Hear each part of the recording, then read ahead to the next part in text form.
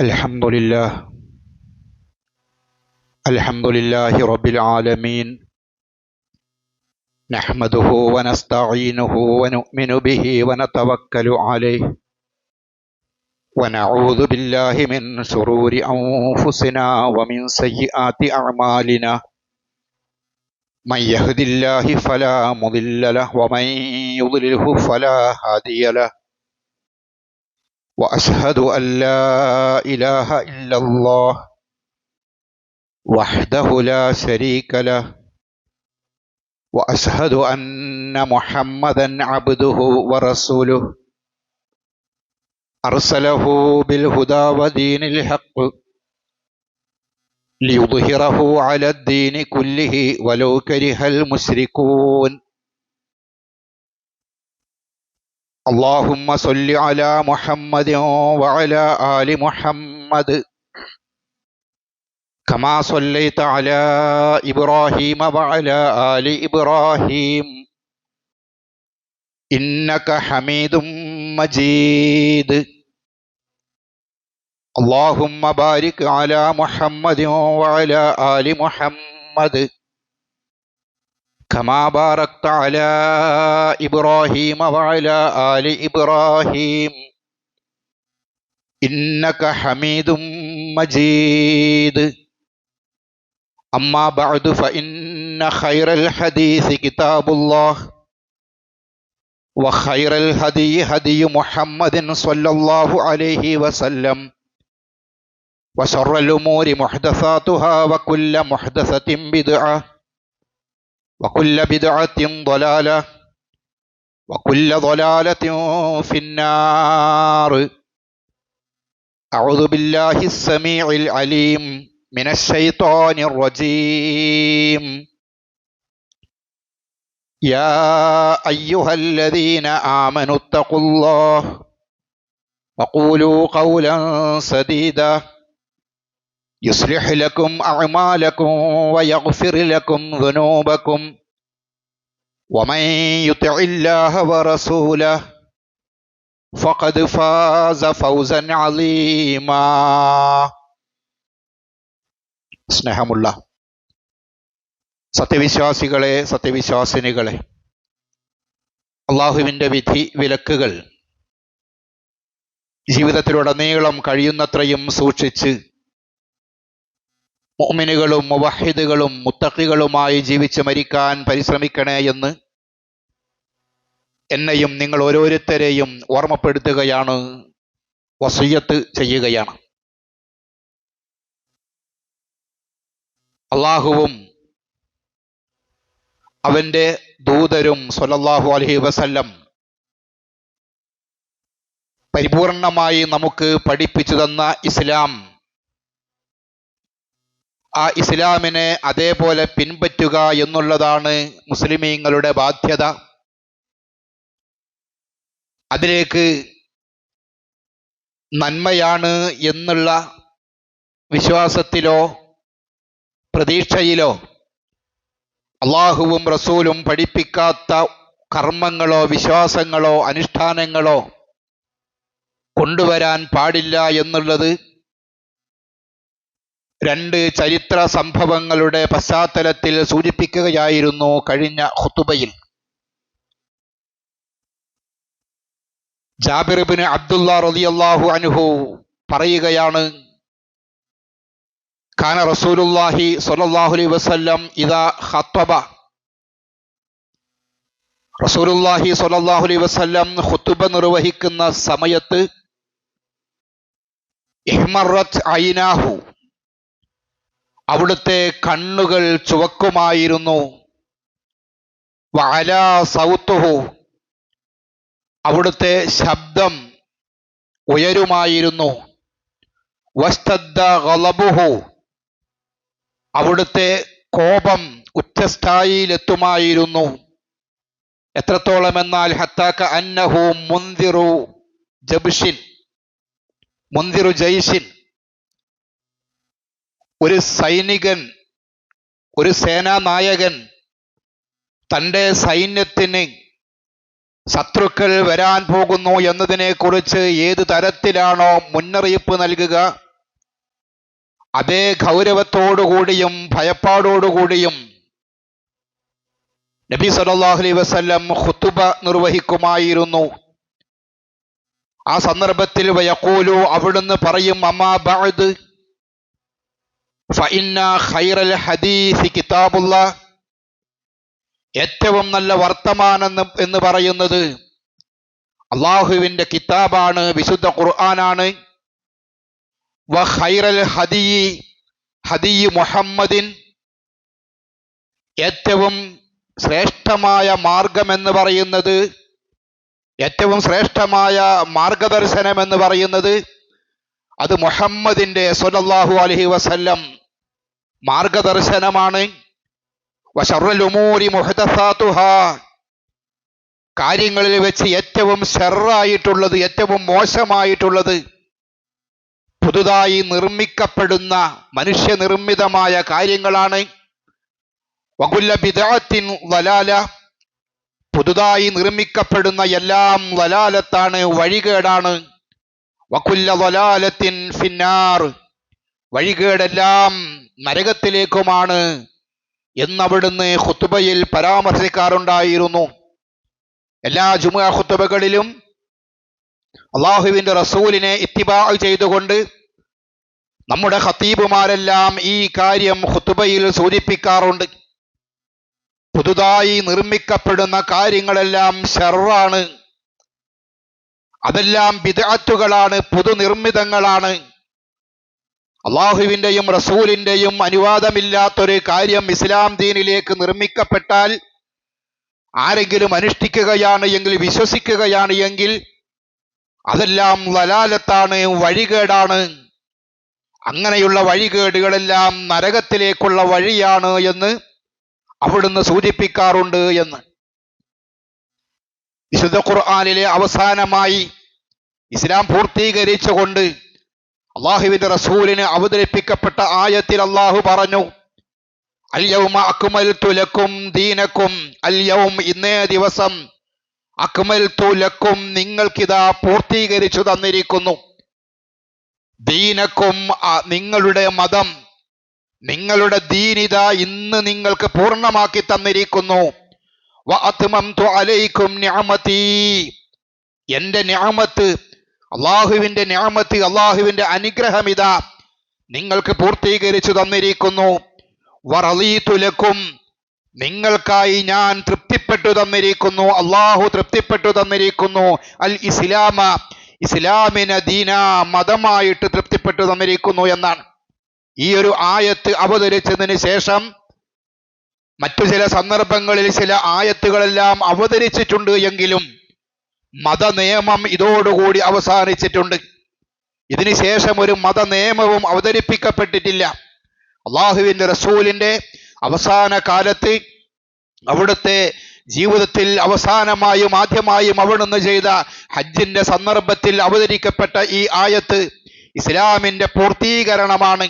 അതോടൊപ്പം പല സന്ദർഭങ്ങളിലും മുമ്പ് സൂചിപ്പിച്ചതാണ്, അവിടുന്ന് വഫാത്താകുന്നതിന്റെ സൂചനകളായി കൊണ്ട് പലപ്പോഴും പറയാറുണ്ട്, തറക്തു ഫീക്കും അംറൈൻ, രണ്ട് കാര്യങ്ങൾ നിങ്ങളിൽ വിട്ടേച്ചുകൊണ്ട് ഞാൻ പോവുകയാണ്.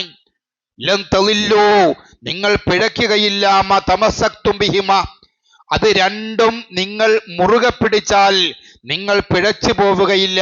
കിതാബുല്ലാഹ്, അള്ളാഹുവിന്റെ കിതാബാണ്, ഒന്ന് ഖുർആനാണ്, രണ്ടാമതായിട്ട് വസുന്നത്തു റസൂലിഹി, അള്ളാഹുവിന്റെ റസൂലിന്റെ ചര്യയാണ്, സുന്നത്താണ്. ഖുർആനും സുന്നത്തും നിങ്ങളിൽ വിട്ടുകൊണ്ടാണ് ഞാൻ പോകുന്നത്, അത് രണ്ടും നിങ്ങൾ മുറുകെ പിടിച്ചാൽ നിങ്ങൾ പിഴയ്ക്കുകയില്ല എന്ന് നബി സല്ലല്ലാഹു അലൈഹി വസല്ലം പറഞ്ഞു. അതുപോലെ അവിടുന്ന് പറഞ്ഞു, മാ തറക്തു മിൻ ശൈഇൻ യുഖർരിബുക്കും ഇലൽ ജന്നതി ഇല്ലാ ഖദ് ഹദ്ദസ്തുക്കും ബിഹി, സ്വർഗത്തിലേക്ക് നിങ്ങളെ അടുപ്പിക്കുന്ന, സ്വർഗത്തിലേക്ക് പ്രവേശിക്കാൻ ആവശ്യമായ എല്ലാ കാര്യങ്ങളും നിങ്ങൾക്ക് ഞാൻ പഠിപ്പിച്ചു തന്നിട്ടുണ്ട്, ഒന്നുപോലും വിട്ടുകളഞ്ഞിട്ടില്ല. മാ തറക്തു, ഞാൻ ഉപേക്ഷിച്ചു കളഞ്ഞിട്ടില്ല, മിൻ ശൈഇൻ, ഒരു കാര്യവും, യുഖർരിബുക്കും ഇലൽ ജന്ന, നിങ്ങളെ സ്വർഗത്തിലേക്ക് അടുപ്പിക്കുന്ന ഒന്നും നിങ്ങൾക്ക് പറഞ്ഞു തരാതെ ഞാൻ വിട്ടുകളഞ്ഞിട്ടില്ല. ഇല്ലാ ഖദ് ഹദ്ദസ്തുകും ബിഹി വമാ മിൻ ശൈഇൻ, അതുപോലെ തന്നെ യാതൊരു കാര്യവും ഞാൻ വിട്ടുകളഞ്ഞിട്ടില്ല. യുബ്ഇദുകും ഇലന്നാർ, നരകത്തിൽ നിന്നും നിങ്ങളെ അകറ്റുന്ന ഒരു കാര്യവും നിങ്ങൾക്കില്ല. ഖദ് ഹദ്ദസ്തുകും ബിഹി, നിങ്ങളിലേക്ക് പഠിപ്പിക്കാതെ വിവരിച്ചു തരാതെ ഞാൻ വിട്ടുകളഞ്ഞിട്ടില്ല. സ്വർഗത്തിൽ പ്രവേശിക്കാൻ ഒരു മനുഷ്യൻ, ഒരു സത്യവിശ്വാസി എന്തെല്ലാം അനുഷ്ഠിക്കണമെന്ന് എല്ലാ കാര്യങ്ങളും അള്ളാഹുവിന്റെ റസൂല് വഫാത്തിന്റെ മുമ്പേ പഠിപ്പിച്ചിട്ടുണ്ട്. നരകത്തിലേക്ക് പ്രവേശിക്കാതിരിക്കാൻ, നരകത്തിൽ നിന്നും അകറ്റപ്പെടാൻ എന്തെല്ലാം കാര്യങ്ങൾ ചെയ്യണം, എന്തെല്ലാം കാര്യങ്ങൾ ഉപേക്ഷിക്കണം എന്നുള്ളതും വളരെ കൃത്യമായി എല്ലാം പഠിപ്പിച്ചതിന് ശേഷമാണ് ലോകത്തിന്റെ നേതാവ് അഷ്റഫുൽ ഖൽഖ് റസൂലുള്ളാഹി സ്വല്ലല്ലാഹു അലൈഹി വസല്ലം ഈ ലോകത്ത് നിന്നും വിട പറഞ്ഞു പോയത്. അള്ളാഹുവിന്റെ റസൂല് പഠിപ്പിച്ച മതം പരിപൂർണമാണ്. ആ പരിപൂർണമായ മതത്തിലേക്ക് മറ്റെന്തെങ്കിലും ഒരു കർമ്മങ്ങൾ, മറ്റെന്തെങ്കിലും ഒരു അനുഷ്ഠാനം, മറ്റെന്തെങ്കിലും ഒരു ആചാരം നമ്മുടെ വകയായി ചേർക്കേണ്ടതില്ല. അത് മുമ്പ് സൂചിപ്പിച്ചതുപോലെ നല്ലതല്ലേ എന്ന് കരുതിയിട്ട്, ഖൈറല്ലേ എന്ന് കരുതിയിട്ട് നമ്മുടെ വകയായിട്ടൊന്നും അതിലേക്ക് ചേർക്കേണ്ടതില്ല. ഒരു പാത്രം, ആ പാത്രം നിറയെ നല്ല പാലുണ്ട്.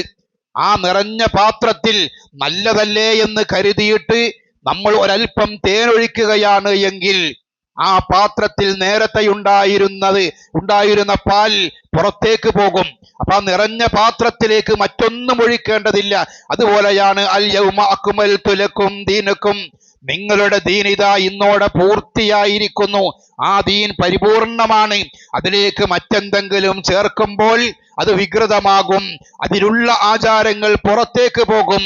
അതുകൊണ്ട് ബിദ്അത്താകുന്ന ഒരു കാര്യവും അല്ലാഹുവിന്റെ റസൂല് പഠിപ്പിക്കാത്ത, അവിടുത്തെ നാവ് കൊണ്ട്, വാക്ക് കൊണ്ട് പറഞ്ഞതായിട്ടുള്ള കാര്യങ്ങൾ, അവിടുന്ന് ചെയ്യുമ്പോൾ അനുവദിച്ച കാര്യങ്ങൾ, അവിടുന്ന് ചെയ്തു കാണിച്ച കാര്യങ്ങൾ, അത്തരത്തിലുള്ളതല്ലാത്ത യാതൊന്നും മതത്തിന്റെ പേരിൽ ചെയ്യേണ്ടതില്ല.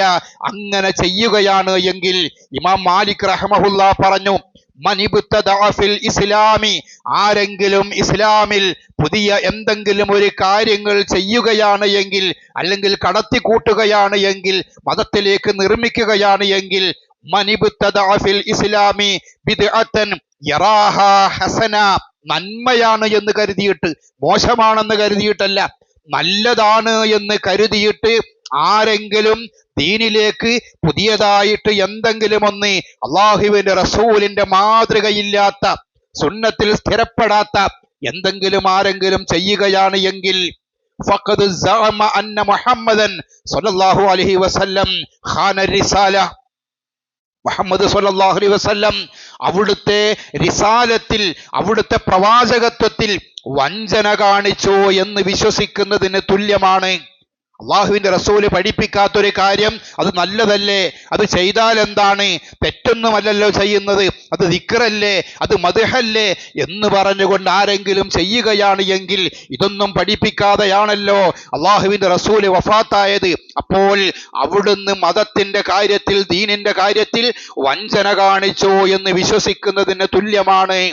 എന്നിട്ട് ഇമാം മാലിക് റഹ്മഹുല്ലാ പറഞ്ഞു, ലിഅന്നല്ലാഹ യഖൂൽ, അങ്ങനെ പറയാനുള്ള കാരണം അൽ യൗമ അക്മൽതു ലക്കും ദീനക്കും, ഇന്നേ ദിവസം നിങ്ങളുടെ ദീൻ പൂർണ്ണമാക്കിയിരിക്കുന്നു എന്ന് അള്ളാഹു പറഞ്ഞത് കാരണത്താലാണ്. അതിനാൽ ഫമാലം യകുൻ യൗമ ഇദിൻ ദീന, അന്ന് ദീനല്ലാത്ത ഒരു കാര്യവും ഫലാ യകൂനുൽ യൗമ ദീന, ഇന്ന് ദീനാവുകയില്ല.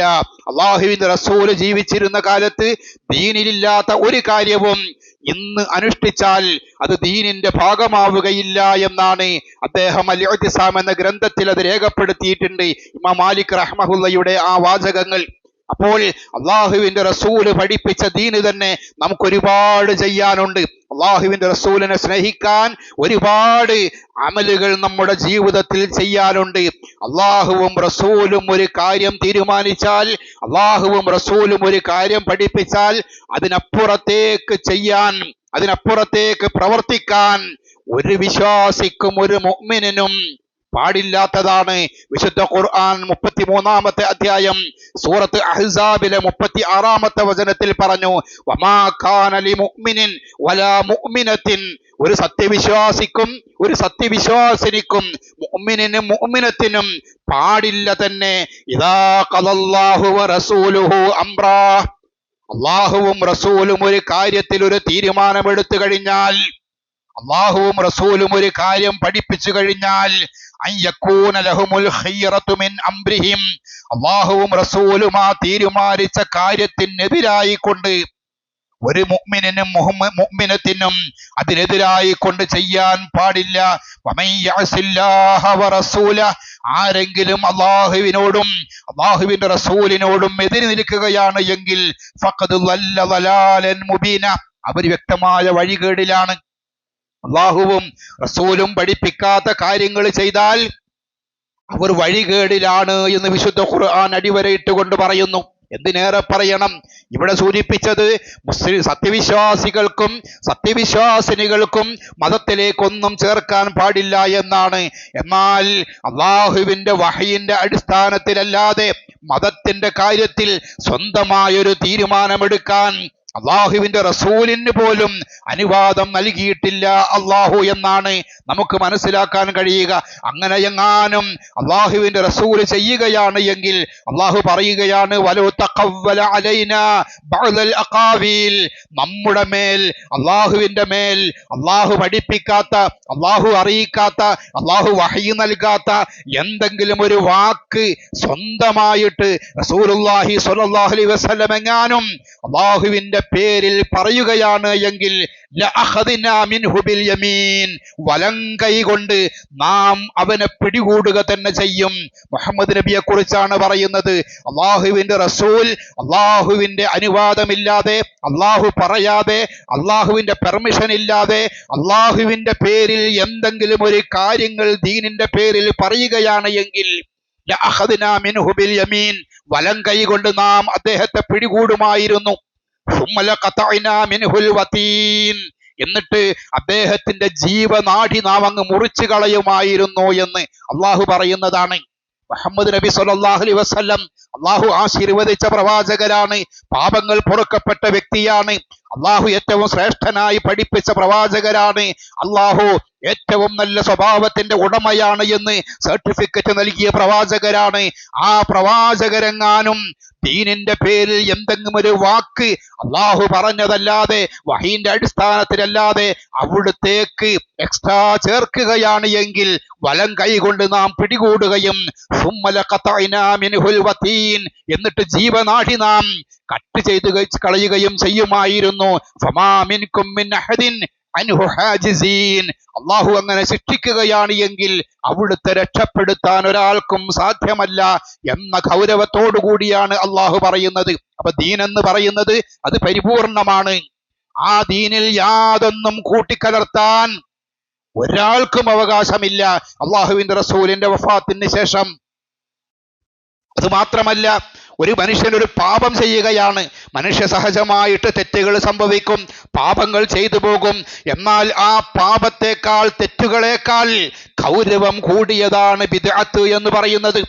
അള്ളാഹുവും റസൂലും പഠിപ്പിക്കാത്ത കാര്യങ്ങൾ മതത്തിന്റെ പേരിൽ ചെയ്യുക എന്ന് പറയുന്നത് പാപത്തെക്കാൾ ഗൗരവമേറിയതാണ്.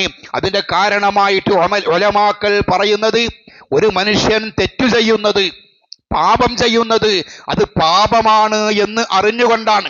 അതുകൊണ്ട് തന്നെ ആരെങ്കിലും ഒരു ഗുണകാംക്ഷി അയാളെ ഉപദേശിക്കുകയാണ് എങ്കിൽ അയാൾക്ക് നന്നാവാനുള്ള അവസരമുണ്ട്. അതല്ലെങ്കിൽ ആ തെറ്റിനെ കുറിച്ച് സ്വയം കുറ്റബോധം വന്നാൽ തൗബ ചെയ്ത് മാറാനുള്ള അവസരമുണ്ട്. എന്നാൽ ബിദ്അത്ത് ചെയ്യുന്ന ആളുകൾ താജ് സ്വലാത്ത് ചൊല്ലുന്ന ആള് വിചാരിക്കുന്നത് ഞാൻ ഈ ചൊല്ലുന്നത് നല്ലതാണ് എന്നാണ്. കെഞ്ചുൽ അർശ് സ്വലാത്ത് ചൊല്ലുന്ന ആളുകൾ വിചാരിക്കുന്നത് ഞാൻ ഈ ചൊല്ലുന്നത് നല്ലതാണ് എന്നാണ്. ഹദ്ദാദ് റാത്തീവ് ചൊല്ലുന്ന ആളുകൾ വിചാരിക്കുന്നത് ഞാൻ ഈ ചെയ്യുന്നത് നല്ലതാണ് എന്നാണ്. മൗലിദ് മാസം വരുമ്പോൾ, റബീഉൽ അവ്വൽ മാസം വരുമ്പോൾ മൗലിദ് ആഘോഷിക്കുന്ന ആളുകൾ കരുതുന്നത് ഞങ്ങൾ ഈ ചെയ്യുന്നത് പ്രവാചക സ്നേഹമാണ് എന്നാണ്. ഞങ്ങൾ ചെയ്യുന്നത് തെറ്റാണ് എന്ന് ധരിച്ചിട്ടല്ല. അതുകൊണ്ടാണ് ഉപദേശിക്കുന്ന ആളുകളെ അവർ അനുസരിക്കാത്തത്, ഗുണകാംക്ഷയോടുകൂടി പറഞ്ഞു കൊടുക്കുന്ന ആളുകളെ അനുസരിക്കാത്തത്.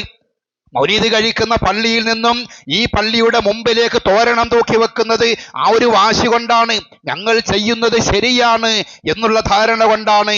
അപ്പോൾ ശരിയാണ് എന്ന് ധരിച്ചുകൊണ്ട് ചെയ്യുന്ന ഒരു കാര്യം അത് തിരുത്താൻ അവരുടെ മനസ്സ് അനുവദിക്കുകയില്ല.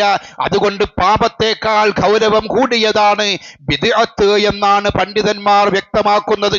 നമുക്കറിയാം, ഒരാഴ്ച കൂടി കഴിഞ്ഞാൽ നേരത്തെ സൂചിപ്പിച്ചതുപോലെ തോരണങ്ങൾ തൂക്കുകയും നമ്മുടെ നാടുകളിൽ, നമ്മുടെ മഹല്ലുകളിൽ, നമ്മുടെ പല പള്ളികളിലും പ്രവാചക സ്നേഹമെന്ന് പറഞ്ഞുകൊണ്ട് മൗലിദുകളും റാത്തീബുകളും പ്രത്യേകമായ ആഘോഷങ്ങളും അനുഷ്ഠാനങ്ങളുമെല്ലാം നടന്നു വരികയാണ്.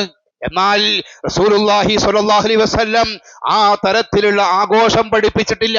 അള്ളാഹുവിന്റെ റസൂല് പഠിപ്പിച്ചിട്ടില്ല. ഇബ്നു ഹജറുൽ അസ്ഖലാനി റഹ്മഹുല്ലാ അദ്ദേഹം പറഞ്ഞതായിട്ട് ഇമാം സുയൂത്തി രേഖപ്പെടുത്തുന്നുണ്ട്. അസ്ലു അമലിൽ മൗലിദി ബിദ്അ, മൗലിദിന്റെ അടിസ്ഥാനം എന്ന് പറയുന്നത് അത് ബിദ്അത്താണ്.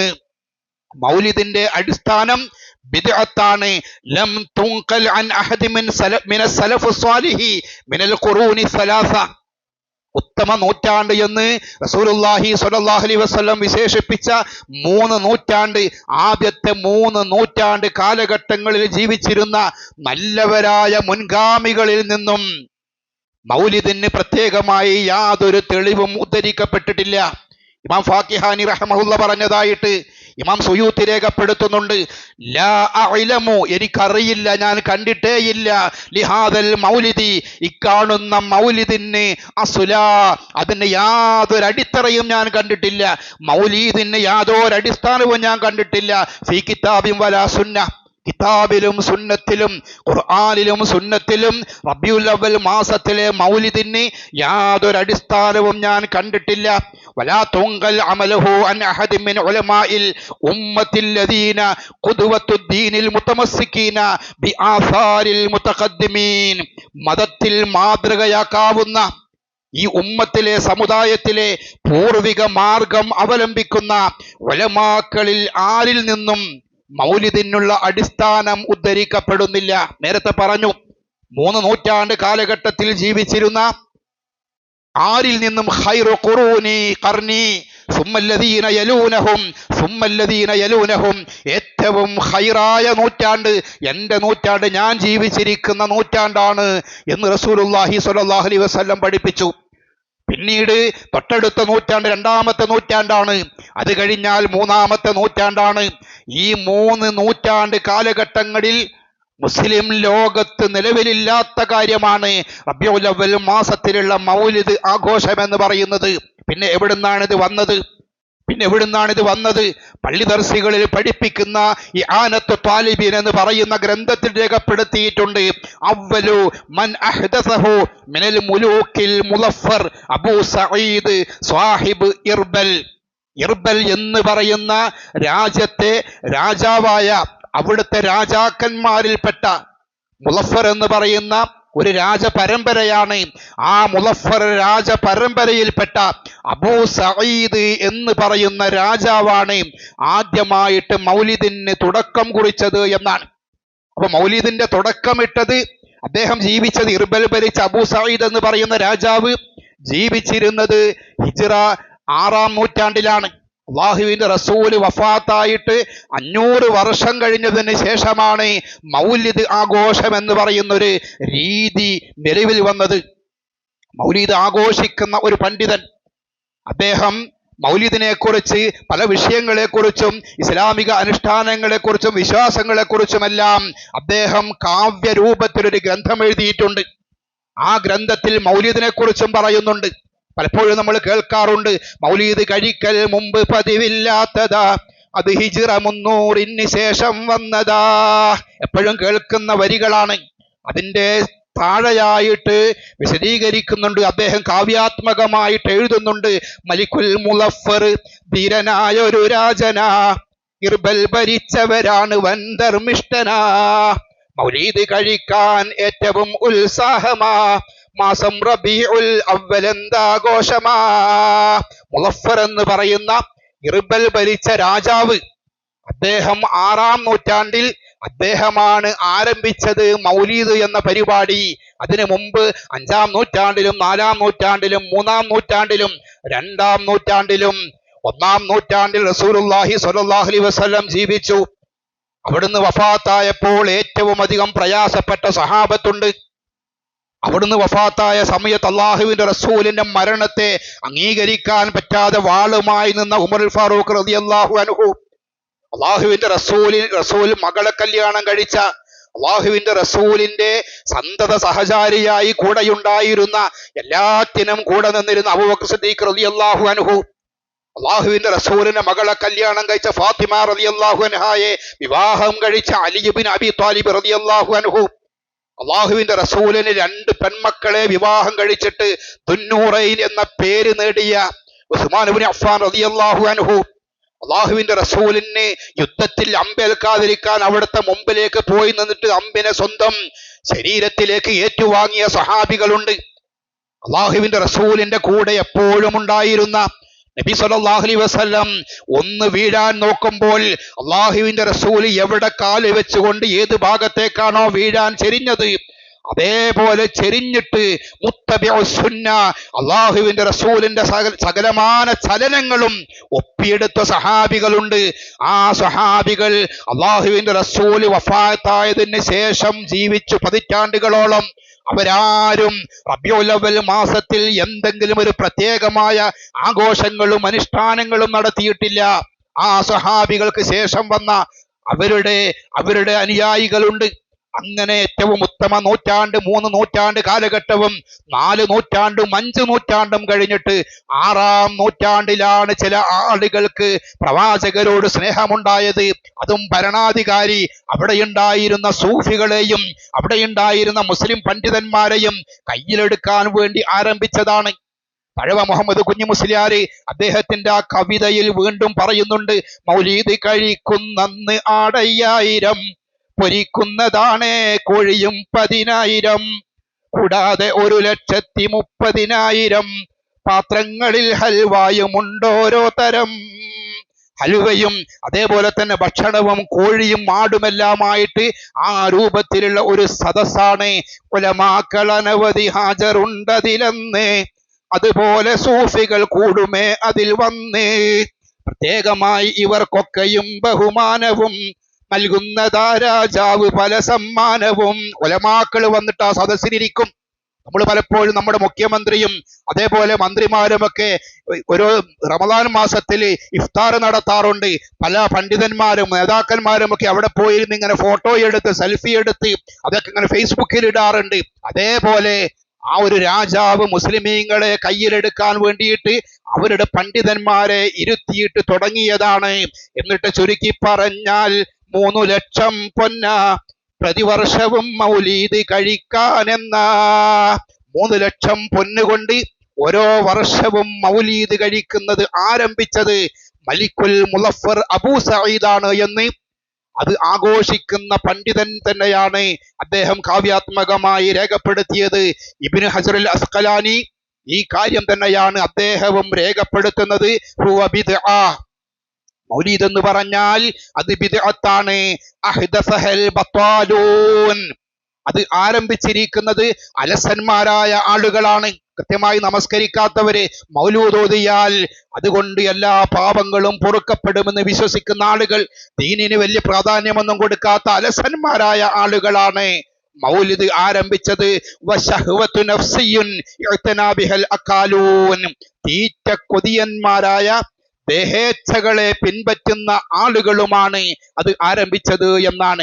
അള്ളാഹുവിന്റെ റസൂൽ പഠിപ്പിക്കാത്ത, അള്ളാഹുവിന്റെ മാർഗദർശനമില്ലാത്ത ഒരു കാര്യവും മൻ അഹ്ദസ ഫീ അംരിനാ ഹാദാ, ഈ ദീനിൽ നമ്മുടെ കൽപ്പനയില്ലാത്ത എന്തെങ്കിലും പുതുതായിട്ട് ആരെങ്കിലും ചെയ്യുകയാണ് എങ്കിൽ മാ ലൈസ മിൻഹു ഫഹുവ റദ്ദുൻ, അങ്ങനെ ദീനിൽ അറിയപ്പെടാത്ത എന്തെങ്കിലും ഖുർആനിലും ഹദീസിലും ഇല്ലാത്തൊരു കാര്യം ആരെങ്കിലും ചെയ്യുകയാണ് എങ്കിൽ അനുഷ്ഠിക്കുകയാണ് എങ്കിൽ ഫഹുവ റദ്ദ്, അതിനെ തള്ളിക്കളയണം എന്നാണ് അള്ളാഹുവിന്റെ റസൂല് പഠിപ്പിച്ചത്. അതുകൊണ്ട് ആഘോഷങ്ങളും അനുഷ്ഠാനങ്ങളുമല്ല, അള്ളാഹു പഠിപ്പിച്ചിട്ടുണ്ടോ, അള്ളാഹുവിന്റെ റസൂല് ചെയ്തിട്ടുണ്ടോ എന്നാണ് നമ്മൾ നോക്കേണ്ടത്.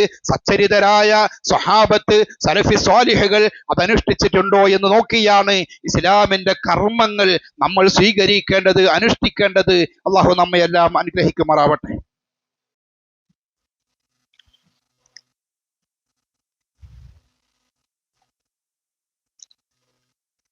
അൽഹംദുലില്ലാഹി റബ്ബിൽ ആലമീൻ വൽആഖിബത്തു ലിൽ മുത്തഖീൻ. അല്ലാഹുമ്മ സ്വല്ലി അലാ മുഹമ്മദിൻ വഅലാ ആലി മുഹമ്മദ്. ഇത്തഖുല്ലാഹ് ഇബാദുല്ലാഹ്. അള്ളാഹുവിനെ സൂക്ഷിക്കണേ എന്ന് ഒരിക്കൽ കൂടി ഓർമ്മപ്പെടുത്തുകയാണ്. മുമ്പ് രണ്ട് സുജൂദിന്റെ ഇടയിലുള്ള ദുആ, അതുമായി ബന്ധപ്പെട്ട കാര്യങ്ങൾ സൂചിപ്പിച്ചിരുന്നു. അവിടെ വിട്ടുപോയൊരു കാര്യം, ഈ പ്രാർത്ഥന ഒരു പ്രാവശ്യം മാത്രമേ പറയാൻ പാടുള്ളൂ എന്നുള്ള ഒരു ധാരണ ചുരുക്കം ചില ആളുകൾക്കെങ്കിലും ഉണ്ടാകും.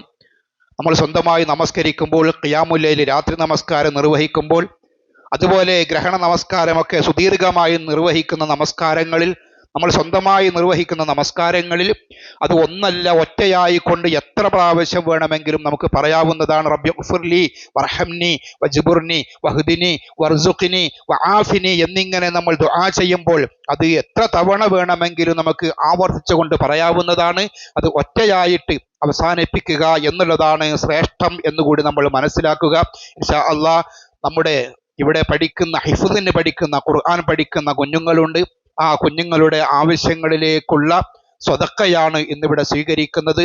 ആ ഖുർആൻ പഠിക്കുന്ന കുഞ്ഞുങ്ങൾക്ക് വേണ്ടിയുള്ള അതിലേക്ക് നിങ്ങളെല്ലാവരും സ്വതക്ക ചെയ്യണം എന്ന് ഓർമ്മിപ്പിക്കുന്നു. നമ്മുടെ ഒരു സഹോദരൻ ദുആ കൊണ്ട് വസിയത്ത് ചെയ്തിട്ടുണ്ട്. അള്ളാഹു അദ്ദേഹത്തിന് രോഗത്തിന് പൂർണ്ണ ശിഫ നൽകുമാറാവട്ടെ.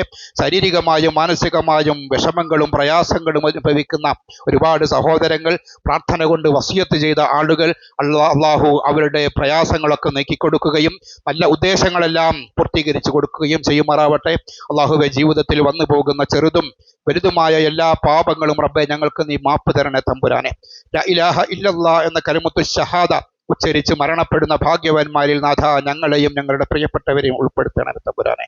അള്ളാഹുവെ, ഞങ്ങളിൽ മരണപ്പെട്ടു പോയ ആളുകൾക്ക് നീ മഗ്ഫിറത്തും മർഹമത്തും പ്രദാനം ചെയ്യണേ നാഥ. അവരെയും ഞങ്ങളെയും നിന്റെ സ്വർഗ്ഗത്തോപ്പിൽ ഒരുമിച്ച് കൂട്ടണേ തമ്പുരാനെ.